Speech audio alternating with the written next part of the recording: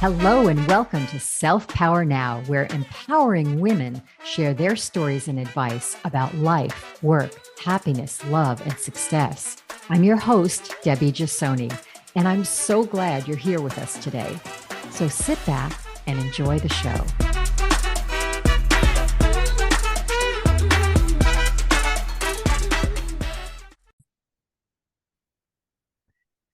Today, we're talking to Jo Balk. Jo is 90 years young, and like many people who are gifted with longevity, Jo has overcome many challenges in life, including being raised by a bipolar mother, alcoholism, and depression.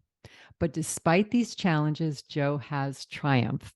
She earned 2 degrees while raising 2 children, including a master's in counseling, helped to raise 7 more kids, counseled teens for 12 years, and was happily married to her 3rd husband for 37 years. She's a firm believer in psychotherapy, which she's continued throughout her life. Welcome, Jo. Thank you. I'm very happy to be here. I'm flattered. I am so happy to have you here. Let's just start at the beginning because we all learn most of our lessons in a couple of areas in life. One is our early childhood, and another is our relationships. So let's start with your childhood and at the beginning. You talk about your mother and growing up with a bipolar disorder. How was that like, and how did it affect you? Did anyone even know anything was wrong? Well, I think possibly my father knew something was wrong, but my generation, the parents in my generation really didn't talk about things, they Yeah. just sort of ignored it or swept it under the rug, so to speak. And I know that my dad had sought medical help for my mother, but though I'm talking about the early 30s. And Mm. there was not a whole lot available, I don't think, and there was really no really helpful medication for people with bipolar disorder at that time. Did they even have a diagnosis for that at that time? Well, I am not really certain. They thought she might be schizophrenic. Mm. She definitely had paranoia, but that can also be part of bipolar disorder. And when I told my psychiatrist about her behavior, he said she really, really sounded like someone who had bipolar disorder, rather. And as it so happens, there are several members of my family who also have bipolar disorder. Mm. I even think possibly my sister might have. There's bipolar 1, bipolar 2, and I'm not too sure about either of those, but I think my sister Jenny probably had it as well, although she wasn't quite so off kilter as my mother was. Mm. But growing up with her, I think possibly after the age of 6, I began to recognize that something was not quite right, that somehow or other she wasn't the same all the time, that she would Mm. have mood swings and she would often have terrible migraine headaches. And sometimes she would be very up and very energetic. She worked really hard. She did a lot of things. She was very talented and very creative.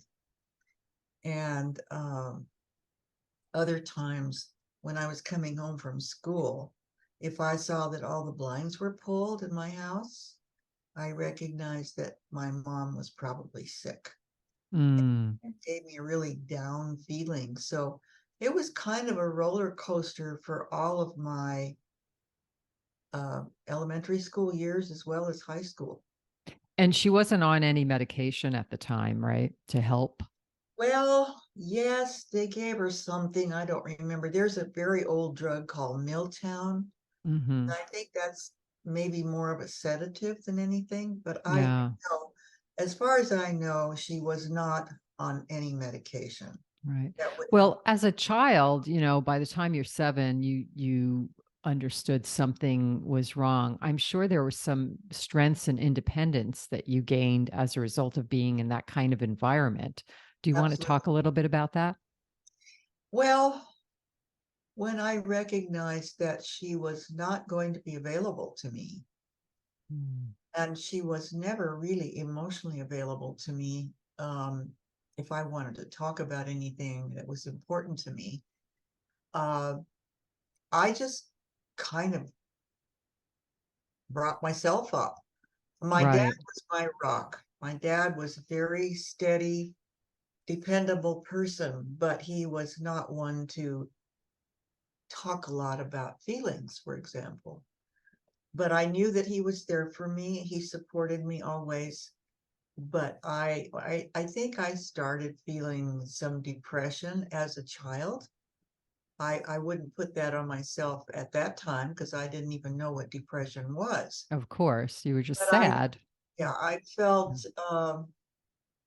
I felt out of sorts, kind of unstable.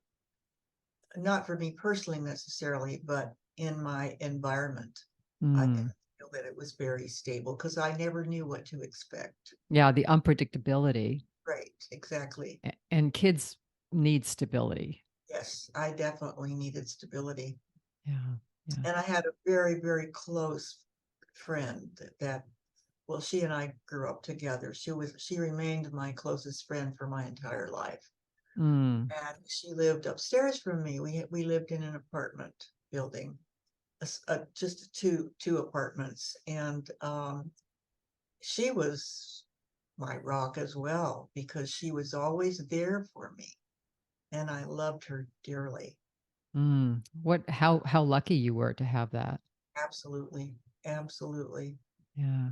Well, fast forward to your relationships because a lot of what happens in your early childhood then affects relationships and the kind of people that you attract. And you've been married 3 times. Well, of course, 90 years old, married 3 times doesn't seem like a lot. And we learned so much from relationships. Your first marriage lasted what, 18 years? Right. 18 Yes. years, and your second was 2 years. For all the women that listen to this show, I think relationships is probably one of the most difficult things for people to, navigate, whether they're good or bad or how to stay, how to leave. What were the learning lessons that you had about either keeping a relationship going or being able to let them go or just, telltale signs of, something's not working or doing, learning or doing something different to make it work? Well, in the first place, growing up, I had a quite sheltered existence. And since my mother and I did not talk about anything that was important to me at the time as a child growing up and as a teenager, I was really unaware of a lot of things in life. And I was very naive about everything. How And old were you when you first got married? I was 20. Okay. So I was, in today's world, that's pretty young. Maybe well, not back then. well, okay, yeah, probably not back then. Some of my friends that I went to high school with married right out of high school, so they were only 18, but I Yeah. wanted to go to college. So I went. Anyway, I think the main thing for me was that I was very immature. As I look back on my behavior now and what I thought and what I believed, um, I was like 20 going on about 12.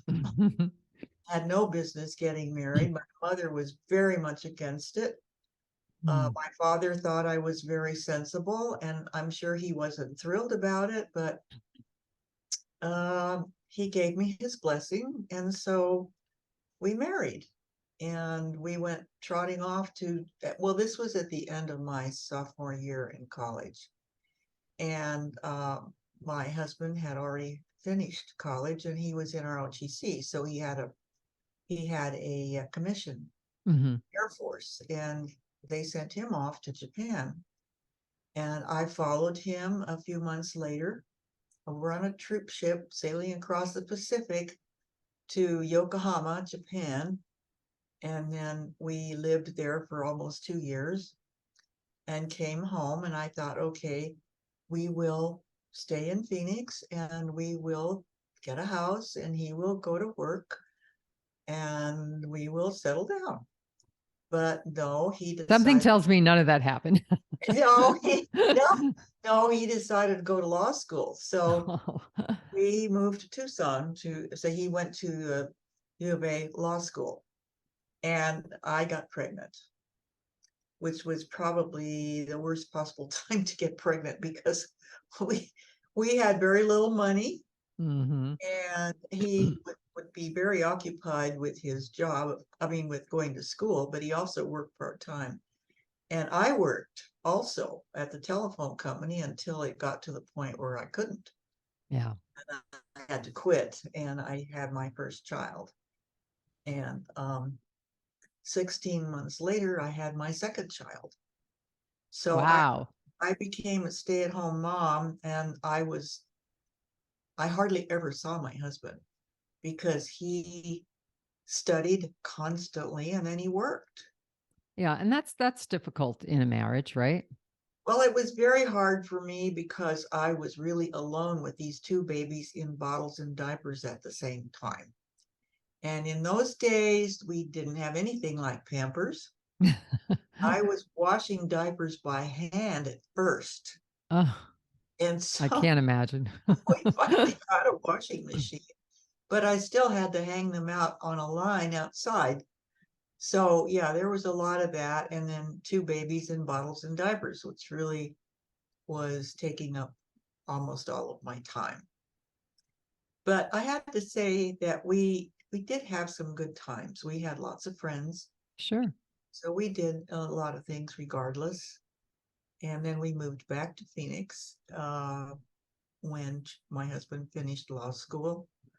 And right, he went to work for the Supreme Court to start out with for 1 year. He clerked for the Chief Justice of the Supreme Court in Arizona.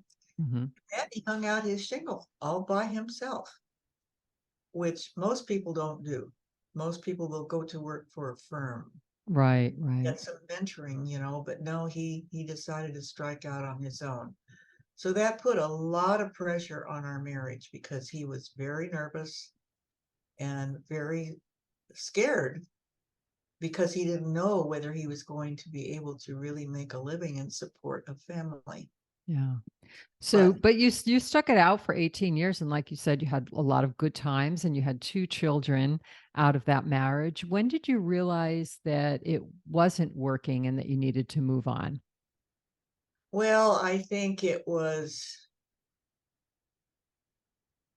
well, first of all, I should say that I became extremely depressed when I Mm, was about 30. So that was 10 years after we were married. mhm. And I went to a psychiatrist in Phoenix who became absolutely such a strong mentor for me. I will never forget him. He has since died, but I loved him dearly. He was wonderful and very, very competent. So I He, just want to touch on that. A lot of people that get depressed don't think about going to get help, professional help right away. Why did you think about that in a well, time when it wasn't very popular, right? probably not, but I guess one of my philosophies in life is I don't ever want to feel bad, and I Mm. will do anything in order not to feel bad. That's why you're such a positive person now. Well, since my mother was so ill and she had had treatment, she had electroshock therapy, They and did she that a had, lot back then. yeah, and she did see a psychiatrist. And so, I was aware of that kind of help. So I sought that help for myself Mm. because I did not want to feel bad. I was a walking zombie. I was clinically depressed. Yes. And my psychiatrist encouraged me to stick out this marriage for at least 7 years. Wow. Wow. That's a And long time. Why do you it think is, that was so? well, because I think he felt that there was a chance that we could make it, Mm. because he felt that breaking up the family was not good for the children. And it wasn't. It made a mark on them, but nevertheless, it was the right thing to do, and even they will admit it now, and did. They thought Mm. it was best because our home life was extremely dysfunctional and unhappy. So, do you think it was better to stay that last 7 years than to leave earlier? Well, I'll tell you what, as I said, I was very immature and I stayed that Mm. way for a long time and I was scared. Mm. I did go back to school when we moved back to Phoenix. I did go back to school and get my bachelor's degree in education. Mhm. And I taught for a year and a half. And then I felt so bad leaving my kids with babysitters because they were little, Yeah. that I told my husband I did not want to work anymore. So I didn't. So, Uh, was the, depression and the alcoholism kind of hand in hand, and it kind of one fed the other, so to speak?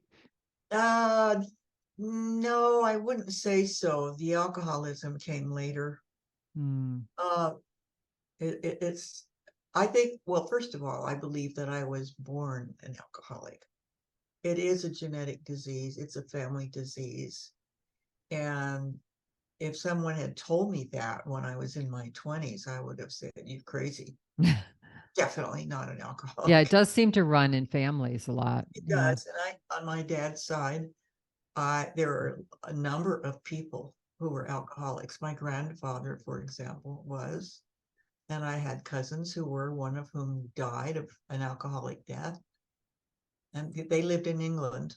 Mhm. And I knew them. I didn't know my grandfather. He died before I was born. But anyway, so yeah, it ran in our family. And it progressed for me slowly, but it progressed. And it was very well during my first marriage, that wasn't so apparent. And I didn't really start drinking more heavily until we were divorced. Because, And during your second marriage, right? yes, Yeah. after I was divorced and then in my second marriage, yes. Mhm.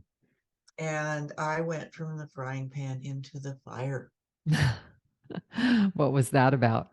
Well, I my second husband was very charming, very well educated. Um, but we absolutely were on two different planes. He was very judgmental and very controlling. And I was having a very hard time with that because we were living with five teenagers.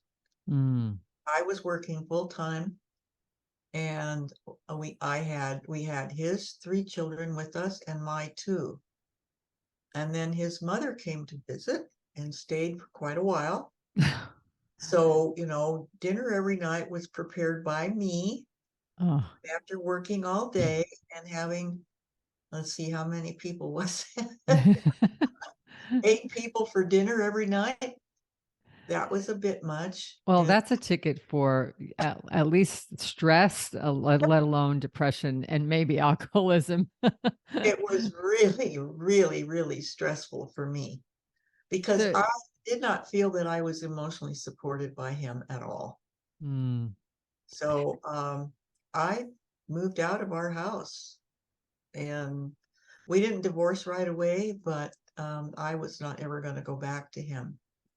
What can you tell? I mean, there are many women who are in what I would call dysfunctional relationships, either with their partner or their husband or marriage.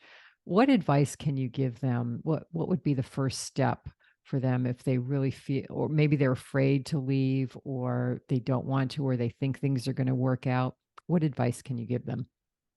Well, I am a firm, firm believer in getting help. Hmm. Outside help. Outside help. Go to a Hmm. counselor, well, psychiatrists don't do much counseling anymore. Or Uh, just a marriage counselor, a right? marriage counselor, any kind of a counselor, go to a reputable counselor and talk these things out. I'm a Hmm. firm believer in that because if you try to do it on your own, there's a very good chance that you may not come up with the right answers for yourself and your family. Yeah, And people often though have this perception towards, psychotherapy that they don't want to go there. I know, my parents' generation, they wouldn't have even gone there. They lost a child, my sister, to suicide, and that was certainly a cause to go to a catalyst to go to psychotherapy, but they didn't. They just suffered in silence, that eventually, affected their health and other things. And you've spent, lots of years in therapy yourself, and you've also counseled teens, as I mentioned, and are, as you're saying, a firm believer in therapy. How can people change their perception? I mean, do they have to hit rock bottom before they realize, hey, I need to get help? Or even if they could go and talk to a friend, if they don't have, say, the means to get professional therapy? well, first of all, people have to realize what position they are in at any given point. If if they are sad, depressed, Hmm. having anger issues, not knowing who they are or what to do, and they're frightened, that is that is a, a good sign that they need help. Hmm. And if they could just simply educate themselves to that fact, of course, then for a lot of people, there is the question of money. If you Hmm. don't have insurance to provide for something like that, then you don't want to go because it's going to be out of pocket, Right. which is really too bad. But I think there are avenues to pursue through certain things like maybe, I don't know, I can't think of anything at the moment, like some kind of a center where they will offer some counseling services.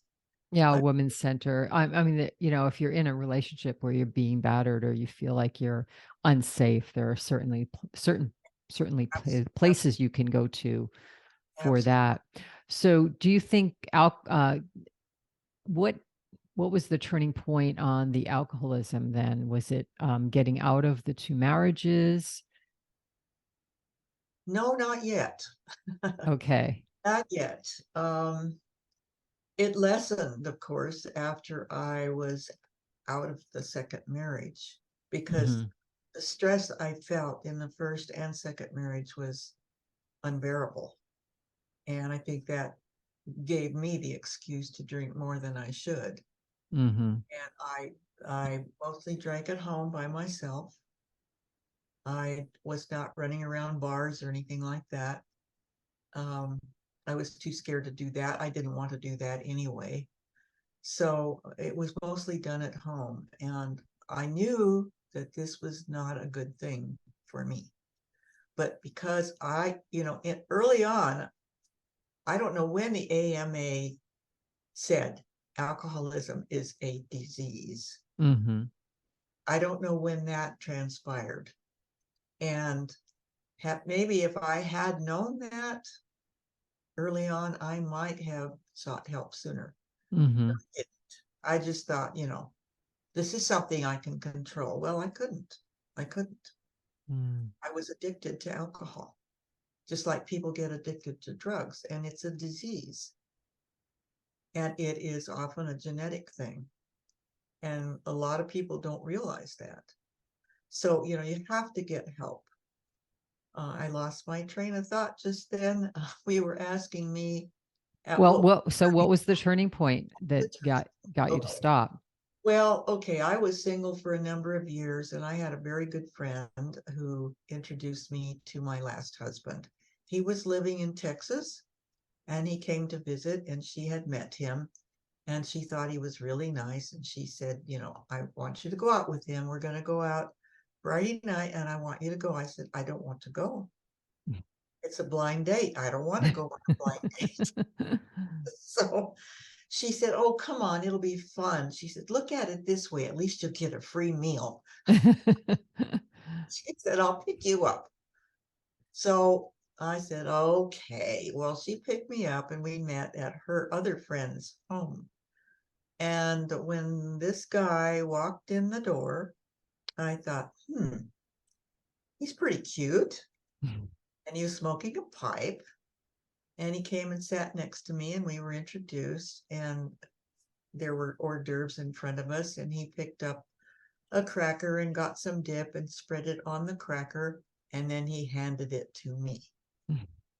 That was very impressive to me because I wasn't used to being catered to. Uh-huh. I was not catered to by either husband. Um, they were really more interested in themselves than they were in me.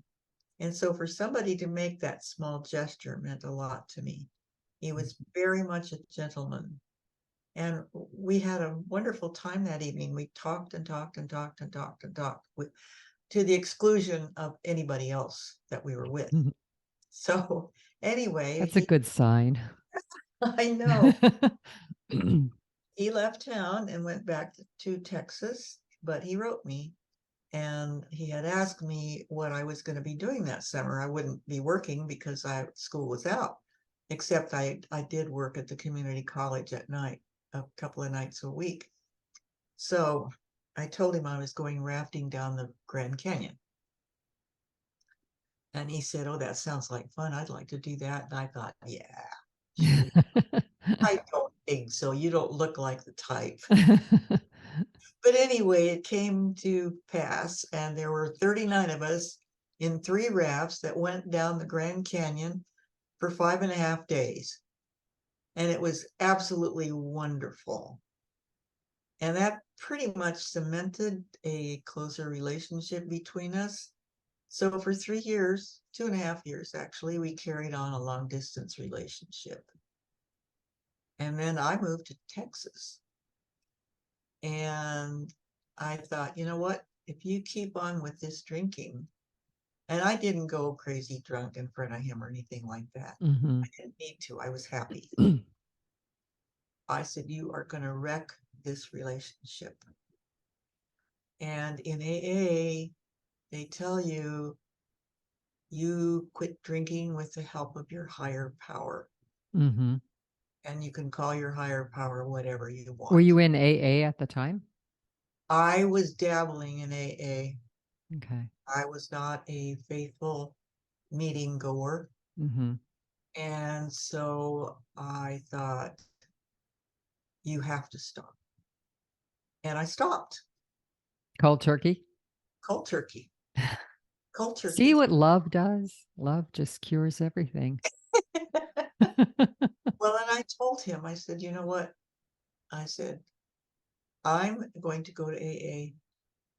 And, he was getting a little bit concerned about my drinking because he thought I Mm, was drinking more than I should, which I was, of course. mm, mm, And so he said, I fully support you in whatever you want to do.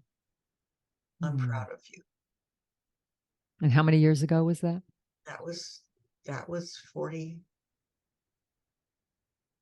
that was Oh, 40 years ago. wow. 41 years ago, actually. So I went, and that was the end of my drinking days. And Wow. I am deeply, deeply grateful for that opportunity. We had a wonderful marriage. I adored him. I miss him. He was a wonderful man, and he was very nice to my kids. And he had 4, and they treated me from the start with tremendous respect.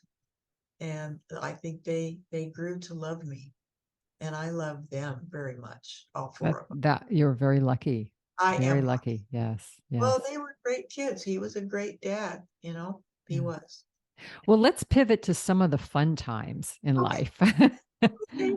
You are an extremely adventurous person. So I heard through a birdie that you learned how to ski in your 40s, that you are known to break out dancing in stores, that you, let me see if I remember the rest, that you drove a half-ton pickup across the Mexican border, that you recently took a mine trip down 1,500 feet or something underground.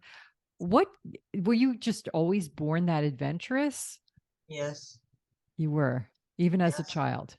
As a child, yes. I mean, looking back on it, probably by today's standards of being adventurous, it wouldn't be so adventurous. But, in those days, little girls stayed at home.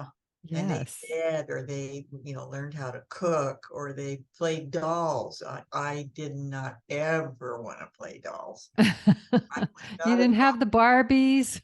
No, I did not have Aw. Barbies. I So didn't what want did you do? You were running around with the I was boys? running around up and down the hills and exploring the town I lived in, which was a small town. Everybody knew Mhm. everybody.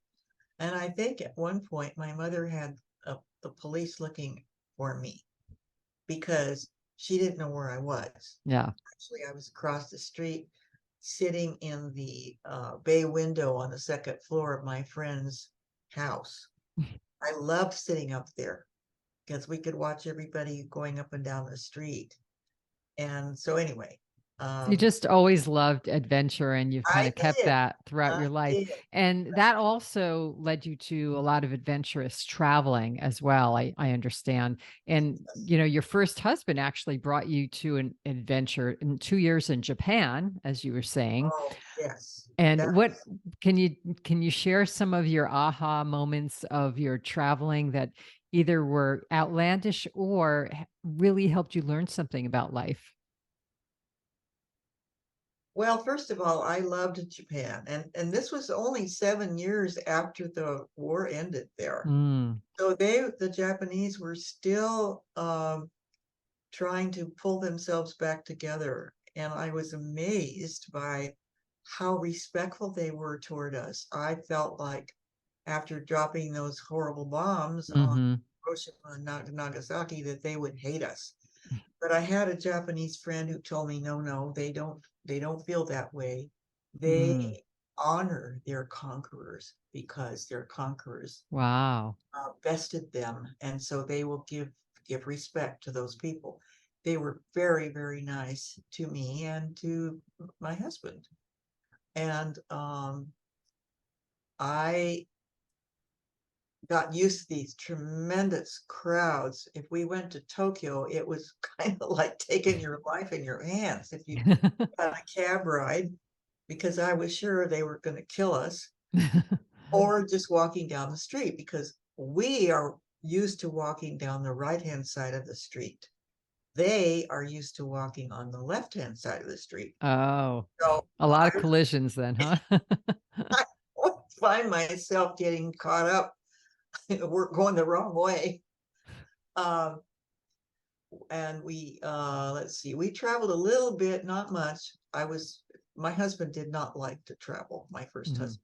mhm. I So when wanted did you do all your big traveling? Oh, when I married my third husband, he loved Oh, okay. traveling. Okay. So we've been to most parts of the world. It was absolutely marvelous. We went down the Amazon River. Uh, we went to the Straits of Magellan Mm. at at the southern tip of Chile. We went to Australia, and we went through the mountains in Australia and down to some islands south of Australia. Um, those were exciting times, What did you especially. learn about the world and about people in your travels that you took back into your daily life? Well, I wish that most people could have the educational experience of traveling and meeting other people and seeing who they are and how they live. I think if they knew more about other people in the world, that they would have a much more charitable attitude Mhm. toward foreigners instead of being afraid of them.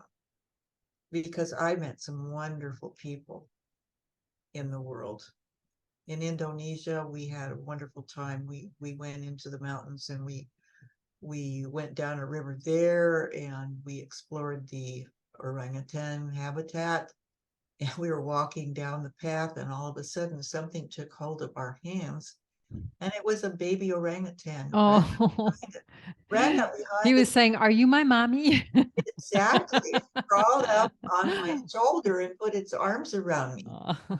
It was it was such an experience. And I then, also read that where was it that you gave your bra away to some oh, tribe or something? It was yeah, that in Africa, and why? no, that was in the Amazon. Uh, We stopped at it was the Yagua Indians, and they are very, very primitive people living in Hmm. the Amazon. And our guide took us there, and we went to this village, and we were told that that would be very welcomed if we would take old clothes and particularly old tennis shoes.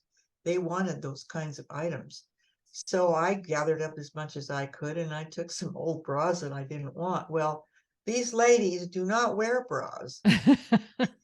They had Did they crafts. even know what to do with it? Well, when I took them out, they started laughing.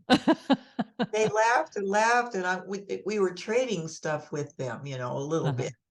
bit. They gave me a little carved wooden boat, and I wanted to give them my bras, and they were laughing and laughing. They finally took them, but I don't know what they did with them. I doubt They probably used him for some they utilitarian, probably, thing. probably Oh, that's funny. they That's thought funny. that was hilarious. So yeah, that was quite an experience. And they were very nice people, I mean, they, I guess, were kind of used to tourists by this time because there are so many people that go to the Amazon. That was an absolutely fascinating experience. Mm. It really was. Well, let's again do a pivot to your age and how you stay healthy. I have to say, when I first saw you on video today, and we haven't met before today, only on the phone. And I thought, and I went upstairs, while we were in between, I'm like, wow, Joe looks fantastic at 90. She doesn't look a day older than 70. And, we all feel the effects of aging on our bodies starting at in our 30s and 40s and 50s, some more than others. What are your secrets, do you think, of staying young looking and healthy, and you look very fit and vibrant? Well, thank you for that. I think that it's largely genetic. My parents looked younger their whole lives, even though my dad, who had had rheumatic fever twice, was quite ill with his heart. Mhm. But he had he was very lean, and he was very athletic, and he looked younger than his years. Mhm. And my mother did too. My mother had wonderful skin. She did not wrinkle heavily, and she did dye her hair. She As had, we all do. yeah, right. Mine's out of a bottle too. I once read that was the single most age-defying, invention ever, was hair dye. I agree. I agree. And then COVID came, and then a lot of people just went gray. A lot of women just went gray, and they look fantastic too. Yes, and where I live, there are many gray-haired ladies, and they look wonderful too. But I had a hairstylist when I lived in Texas, and I said, maybe one of these days I'll just let my hair go. And she said, never, Yeah, I never. find that I have the two camps of friends, those that say, never, you never can go down that road. And then the others that are like, just let aging happen naturally. It's fine.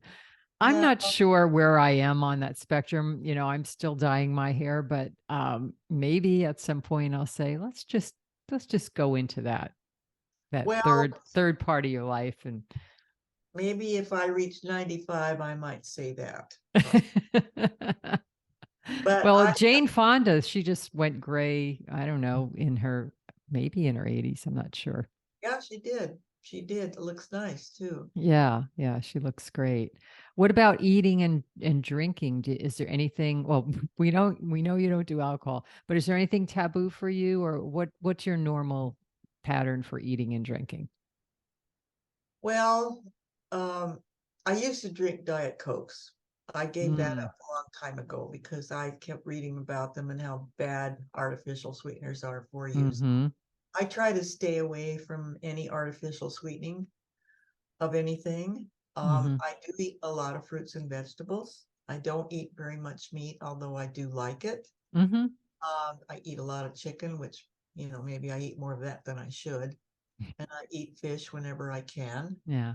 So Uh, lean meats. lean meats, yeah. And I've always eaten well. I try to stay away from things that I know are not good for me, like a lot of fatty things. Mm-hmm. Um, Sugar. sugar, yeah, sugar is kind of a bugaboo. And Yeah, me too. I you know, love my sugar. but I will want something a little bit sweet now and then. And sometimes I'll just go for broke, if Yeah. if it's a celebration, like on my birthday. Like after we do this podcast, after we tape the podcast. Yeah, I do like a little sweet every day too. But I've learned how to even get the better sweets like dark chocolate instead of milk and just have a little bit or share a dessert instead of having a whole dessert at dinner. Yeah, I think that's a good idea. I've done that too with friends. So I do Yeah. make an effort to eat properly. Once in a while, I'll do something goofy like eat too much sugar or Yeah. eat something fatty or fried. I very rarely eat fried foods. Rarely, Yeah. rarely, rarely. Well, it's okay what you do rarely. It's not what you do once in a while. It's what you do every day that counts in terms of food. What about exercise? Are you an exerciser? You're well, you were a dancer, right? Well, actually, I water skied and I snow skied and I played sometimes I played racquetball. Mostly I played tennis for about 35 or 40 Mm, years. that's a good sport. Yes, it is. Now And everybody's playing pickleball. I'm playing pickleball. I love yeah, it. And I used to play tennis a lot. And now I just love pickleball. It's a lot easier on your joints and it's more fun and you laugh a lot. well, I had to give all that up because I had torn a tendon in my foot. Mm, I had to have surgery, and my doctor was very aggressive with that surgery. And when it was all said and done, it took me 3 months to get over it. Um, I lacked feeling in my left foot. mm, And so I was very conscious of my balance. It was not the same. And I was afraid that I would fall. right. At that age, this was 3 years ago.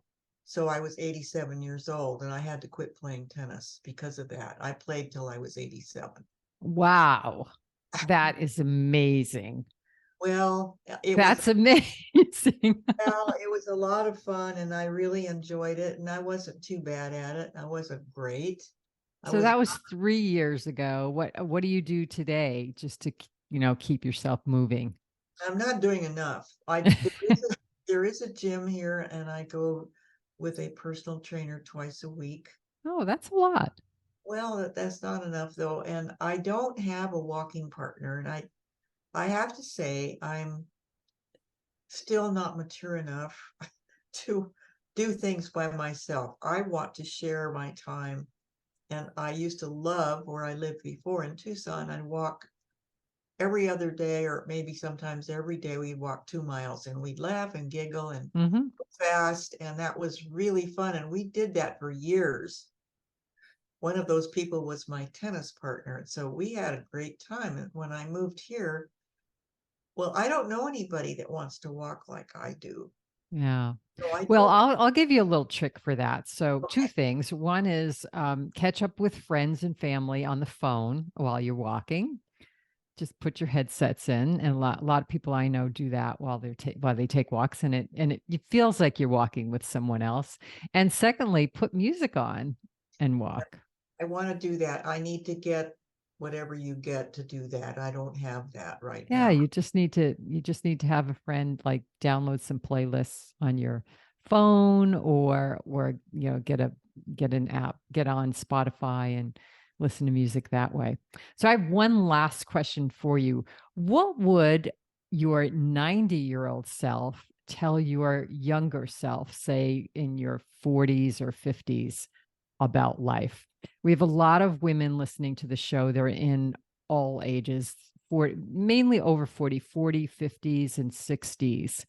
And we fret over so much, in our 40s and 50s and 30s. And what would you tell your younger self today? I think what I would probably say to myself is the things that you are worrying about and fretting about, and that you want to be perfect. it doesn't matter. It's not important.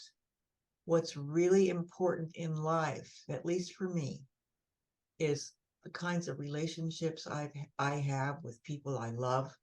And I love people. I do like people very much. And I'm a friendly person. I have very few dear friends left. Almost all my friends are gone. I I want to be closer and closer to my kids. That's what's really important to me. It's important to me, my appearance, that always has been, but I've learned that it doesn't really pay to get all upset about something that's not truly crucial, that's not truly important. It's a little more And not difficult. in your control either Well, sometimes. yeah, that's right. Yeah. Exactly. Not in your control, because there are a lot of things you cannot control. And so I think acceptance and tolerance Hmm. are the two things that I have taken away for myself that I am happy about, because I don't get so upset as I used to when things didn't go the way I thought they should. Yeah, So I like saying, to people who are going through challenges, it's all good. It's all good and it'll all work out just fine. I agree. Yeah. But you have to work at it. It doesn't just Yes. happen. You have to Yes. open up your mind.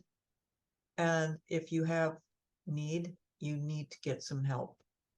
Right. Right. Well, Absolutely. thank you for that. Joe, thank you so much for your presence here today with us, all your insight.